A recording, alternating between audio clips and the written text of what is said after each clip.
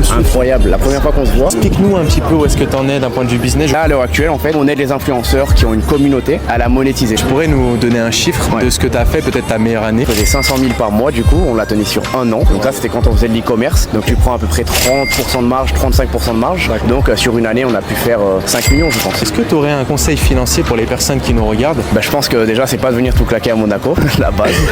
C'est vrai, pardon. Premier conseil, en fait, il faut essayer de se déconnecter un petit peu des réseaux. On voit des montres, des voitures. On a envie, en fait, de faire comme ces personnes-là et on va dans une compétition qui n'est pas la nôtre. Et du coup, toujours essayer de mettre en place des choses qui vont faire qu'on va garder au final tout ce qu'on a réussi à acquérir sans forcément avoir besoin d'impressionner monsieur tout le monde. Il y a une leçon de vie qui t'a marqué, vraiment quelque chose d'humain? Moi, je viens d'un tout petit village. Je pense comme beaucoup de personnes qui nous regardent. Et en fait, quand tu viens d'un petit village, t'as jamais vu de belles choses, de belles voitures, t'as jamais vu de richesse. T'es pas inspiré par tout ça et tu penses que c'est pas possible. Et un jour, je suis allé du coup à Saint-Tropez. J'ai vu un monsieur qui avait une Ferrari. C'est quoi ce bolide de fou? Moi, j'en ai jamais vu de toute ma vie. C'était la première fois, tu vois. J'avais 10 ans. Et Saint-Tropez, ça a changé mon mindset parce que j'ai vu au final que l'argent, il est de partout.